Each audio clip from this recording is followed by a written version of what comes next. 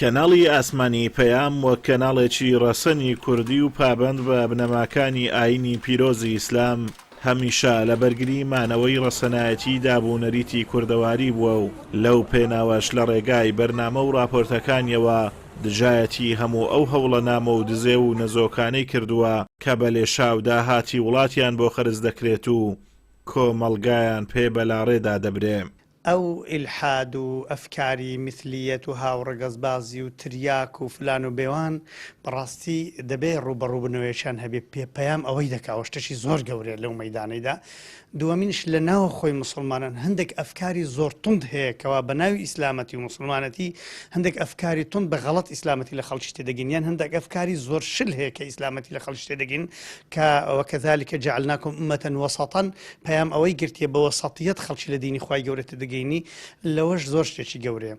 پێم وایە چه حکوومەت چ خوا پێداوەکان ئەگەر لە قسەی من تێ بگەن بە هەموو قوتی خۆیان دەبێ یارمەتی ئەو کەناڵی بدەن. پێیام هەموو خەڵک دەزانن بە ئەمکانێتێکی زۆر کەمتر، بەڵام بوویتە بربەست، بوویتە ڕێگر لە بەرامبەر ئەو هەموو تەوژمە فەساد و بێڕەوشت و بێخلاقی کە هێزە هەر جارە و بەناوێکی بە تایبەتی ئێستا کە وەکو دەڵێن بازاڕیان گەرم کردە ناویان لێنرایە هاوڕەگەزبازی، ئەفعالی قەومی لووت، وەکو دەڵێن هەرچی وەکو دەڵێن ناشازە، وەکو دەڵێن بە کەلشی کۆمەڵگەی کوردەواری نایەت خزاندیانە ناو میلەتی کورد. جا دەوری پەیام لێرە ئینسان هەستی پێدەکە کە دەورێکی چەند گەورە و گرینگە. ڕاستی لەم سەردەمی پوزگەراییەدا کە هەموو شتێک باخی پێ ئەدرێ لە بۆ لە ڕێلادانی گەنجان و هەروەها کچان و کوڕانی ئەم نیشتیمانە پەیام و هاوشێوەکانی پەیام ڕۆڵێکی بەرچاویان هەیە لە ڕوبەڕووبوونەوەی ئەو فەسادی عەلامیەکە هەیە.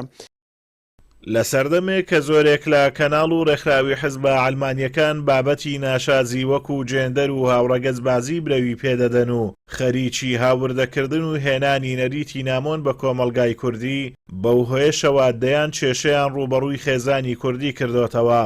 بەڵام خۆشبەختانە کەناڵی ئاسمانی پەیام وەک میدیایەکی کاریگەر و سەرڕاست لە سەنگەری بەرگریە لە ئاین و دابوونەریتی خەڵکی کوردستان و پارێزگاری لە مانەوەی ڕەسەنایەتی دەکات.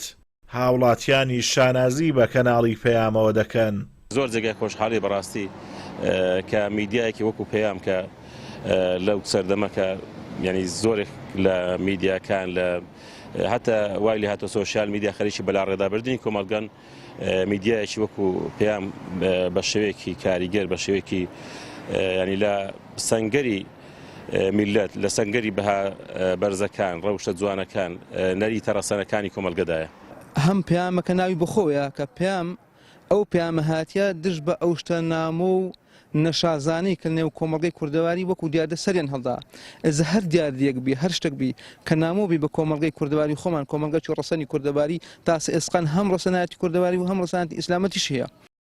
کەناڵی ئاسمانی پەیام ئەگەرچی ئیمکانیاتێکی مادی کەمی لەبەردەستدایە، بەڵام ستافەکەی توانیویانە لێبڕاوانە کار بکەن و لە پێشەوە لە سەنگەری مەزلومان بن و هەمیشە دەنجی حەق و دلێر بن و دەنجی هەموو مەزلومێکی کورد زمان بن و سەختیەکانی بەردەمیان ببڕن. ئازادۆمەراوەی کەناڵی ئاسمانی پەیام، سۆران.